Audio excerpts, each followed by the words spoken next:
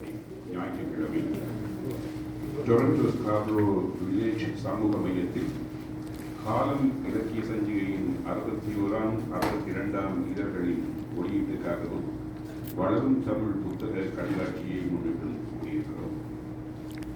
இன்றைய நிகழ்வின் பிரதான நிகழ்ச்சிகளுக்கு செல்வதற்கு முன்னர் உலகெங்கிலும் அடக்குமுறைக்கு எதிராக போராட்டங்களில் போராடி உயிர்நீத்த மரணித்தவர்களுக்கும் அவற்றிலே மனித பொதுமக்களுக்கும் அஞ்சலி செலுத்தும் முகமாக ஒரு நிமிடம் மௌனமாக எழுந்திருந்தது.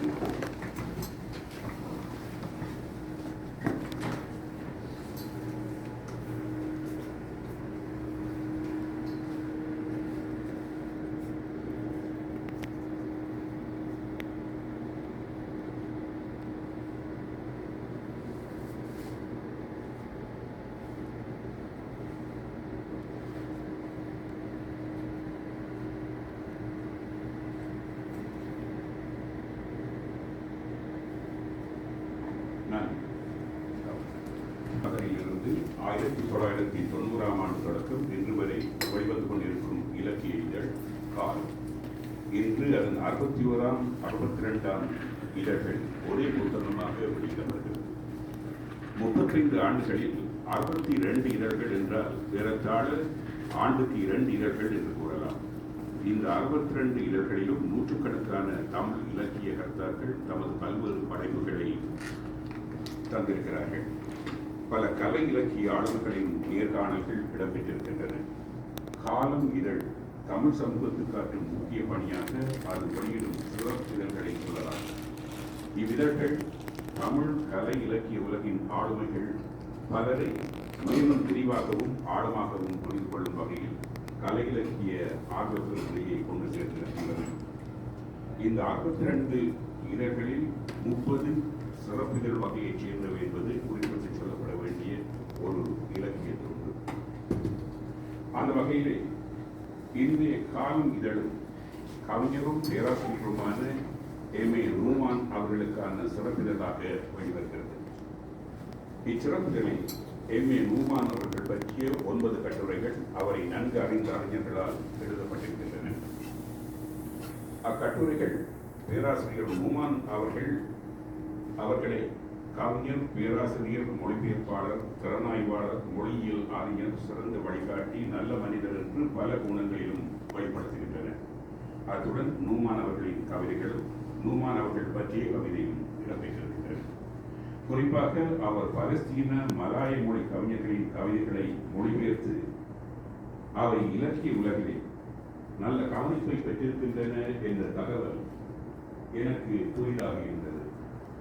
இவ்வாறு என்னை போன்ற பலரும் கவிஞர் பேராசிரியர் நூமான் அவர்கள் பற்றி மேலும் அறிந்து கொள்ள வைப்பதே இந்த சிறப்புகளின் சிறப்பு. இந்த இதழில் நூமான் அவர்கள் பற்றிய சிறப்பு கட்டுரைகளை தவிர நேர்காணல்கள், கவிதைகள், சிறுகதைகள், கட்டுரைகள், நூல் விமர்சனங்கள் என்று ஈழத்தினரும் தமிழ்நாட்டினரும் தமிழ் இலக்கிய கலைஞர முக்கிய ஆளுமைகள் பலர் எழுதியவை நிரம்பி இருக்கின்றன. இவற்றையெல்லாம் கொண்டிருக்கின்ற இந்த இதழ் பற்றிய விமர்சனத்தை தனக்கு கொடுக்கப்படும் பணியை இப்போதுமே முழுமையாகவும் சிறப்பாகவும் செய்யக்கூடிய நவம் அவர்கள் தர இருக்கிறார்கள். அவரை அழைப்பதற்கு முன்னர் இந்த தருணத்தில் காலம் இதழை கடந்த 35 ஆண்டுகளாக தொடர்ந்து வெளியிட்டு வரும் அதன் ஆசிரியர் செல்வம் அவர்களை நன்றியுடன் பாராட்டுவது அவசியமானதாகும். கலை இலக்கிய செயற்பாடுகள் ஒரு சதத்துக்கும் பெருமதியற்ற வேலை என்ற மனப்பான்மை கொண்ட ஒரு சமூகத்தில் இத்தகைய முயற்சிகளில் ஈடுபடுவது எத்தகைய சிரமமானது என்பதை நான் எனது சமூகத்தை ஊன்றி கவனிப்பவன் என்ற வகையிலே நன்றாக அறிவேன். தனி ஒருவராக தனக்கு உதவக்கூடிய சிலரின் இரண்டொருவரின் துணையுடன் தமிழ் நூல் வெளியிடும் முயற்சியை தொடர்ந்து செய்வது சாதாரணமான ஒரு செயல் அல்ல. மேலே தொடரும் ஒரு பொறுப்புத்தரப்பு அறிவித்தலை இருக்கிறேன். நான் இங்கே கூறுபவை ஆய்வுகள் மேற்கொண்டு உறுதி செய்யப்பட்டவை அல்ல. ஒரு பொதுவான மகனாக வெளியிலே இருந்து பார்த்துவதை சொல்கிறேன்.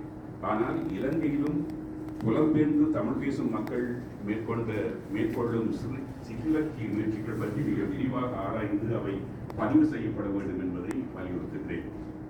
எனக்கு தெரிந்து ஈழத்தமிழ் பரப்பில் மல்லிகை என்ற இலக்கிய இதழை காலம் சென்று டொமினிக் ஜீவா அவர்கள் அதன் ஆசிரியராக இருந்து தொடர்ந்து பல வருடங்கள் வெளியிட்டு வந்திருக்கிறார். ஏறத்தாழ 50 அல்லது அதற்கு மேற்பட்ட ஆண்டுகள் முதலில் மாதாந்தமாகவும் பின்னர் வசதிக்கு ஏற்றவாறும் அந்த நூல் வெளிவந்திருக்கும் என்று நினைக்கிறேன். ஈழத்தமிழர்கள் மத்தியில் அவ்வப்போது இவ்வாறான பல இலக்கிய சஞ்சிகைகள் தோன்றி மறைவது வழக்கம். நான் டொரண்டோவில் குடியேறிய இந்த 34 வருடங்களில் இன்னும் பல சஞ்சிகைகள் இலக்கிய இதழ்கள் உற்சாகமாக ஆரம்பிக்கப்பட்டு பின்னர் மறைந்திருக்கின்றன. ஈழத்தமிழர்கள் ஈழத்தமிழ் சமூகத்தினர் மத்தியில் நூல்களை வெளியிடுவதை ஒரு வருமானம் ஈட்டும் தொழிலாக மட்டுமல்ல, ஒரு சேவையாக கூட செய்ய முடியாது என்பது எனது எண்ணம். எனது இளமை காலத்திலே ஈழத்தில் வெளியிடப்பட்ட ஒரு சில தமிழ் சஞ்சிகைகள் ஓரளவு மக்கள் ஆதரவு பெற்றவையாகவும் நட்டமடையாமலும் வழிந்திருக்கின்றன. குறிப்பாக சிரித்திரன் என்ற ஒரு சமூக நையாண்டி சஞ்சிகை வெளிவந்தது. அதை மக்கள் பணம் கொடுத்து வாங்கி படித்தனர். அதன் ஆசிரியர் சிவஞானம் அவர்கள். அது மாதம் 2 முறை வெளிவந்ததாக நினைக்கிறேன். நானும் காங்கேசந்துறை பட்டினி சபை வாசிகர் சாலையில் சிறுத்திறன் வெளிவரும் நாளை ஆவலுடன் எதிர்பார்த்து காத்திருந்து அதை படித்திருக்கிறேன்.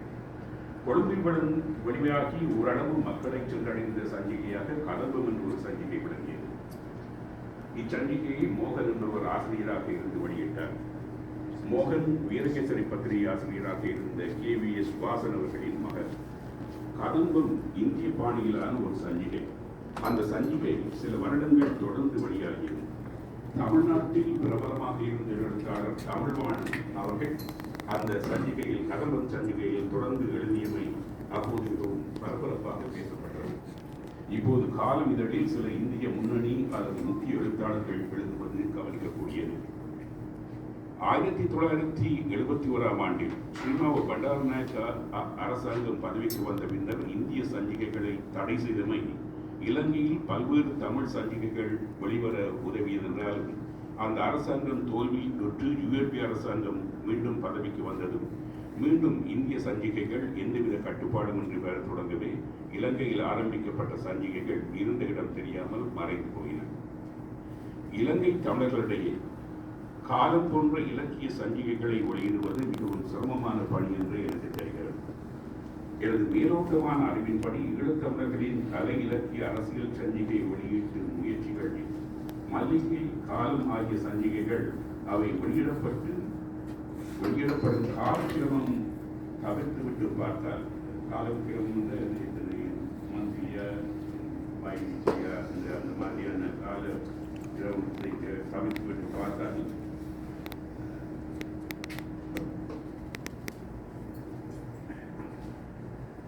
தவிர்த்துவிட்டு பார்த்தால் நீண்ட காலம் நிலைத்து நிற்கும் நின்ற அல்லது நிலைத்து நிற்கும் சஞ்சிகைகள் இவை என்று சொல்லலாம். சித்திரன் காலம் வருடத்துக்கு 2 முறை வெளிவருகின்ற போதும் அதற்கான கணிதையும் அது திகழ்கிறது. எம்மவர்க்கோ அல்லது எமது பிராந்திய நாடுகளைச் சேர்ந்தவர்க்கோ வரலாறுகளை பதியும் பழக்கம் இல்லாததனால் எத்துறை பற்றியும் அம்மா சரியான தகவல்களை பகிர்ந்துள்ளதில்லை. அந்த நிலை பிழையான தகவல்களை பரப்பி தமக்கு பெருமை தேட நினைக்கும் சுயநலவாதிகளுக்கு வாய்ப்பாக இருக்கிறது. தற்கால சமூக வலைத்தளங்களில் நான் நன்கு அறிந்த தகவல்களை பிழையாக பதியப்படுவதை கண்கூடாக பார்க்கிறோம். ஈழத்து சிற்றிலக்கிய வெளியீடுகள் பற்றி மிகவும் ஆழமாக ஆராய்ந்து பதிவு செய்வது மிகவும் அவசியமானது. தமிழ்நாட்டில் தினத்தந்தி பத்திரிகையின் வெளியீடான ராணி இதழின் ஆசிரியராக இருந்த AM சாமி அவர்கள் இலங்கை சிற்றிதழ்கள் என்ற ஒரு தகவல் குறிப்பு நூலை வெளியிட்டிருப்பதாக கொழும்பில் நாடக எழுத்து துறைகளில் ஈடுபட்டுக் கொண்டிருக்கும் மூத்த எழுத்தாளர் மாதா மக்கின் அவர்கள் எனக்கு சொல்லியிருக்கிறார். அது பற்றிய விவரத்தை நான் முன்னர் அறிந்திருக்கவில்லை. இப்போது இவை பற்றியெல்லாம் நான் கூறுவதற்கான காரணம், இலங்கை தமிழர்கள் மத்தியில் இத்தகைய கனதிமிக்க விடயங்களை தாங்கி வரும் இதழ்களை வெளியிடுவது மிக கடினமானது என்பதை விவரிக்கவே. இதற்கான மிக முக்கிய காரணமாக எமது குறைவான சனத்தொகையை குறிப்பிடலாம். எதையும் லாபகரமாக செய்வதென்றாலும் எமது குறைவான சனத்தொகை அல்லது மிக குறைவான சந்தை வாய்ப்பு எல்லாவற்றையுமே சரியாக செய்வதற்கு இடம் கொடுப்பதில்லை. இத்தகைய அனுகூலமற்ற நிலையில் காலம் போன்ற சஞ்சிகையை 35 ஆண்டுகள் தொடர்ந்து சிறப்பாக வெளியிட்டு வரும் காலம் செல்வம் அவர்களை மனமுவர்ந்து பாராட்டுவது எமது முக்கிய சமூக கடமை என்று கருதுகிறேன். அவரை எப்பொழுது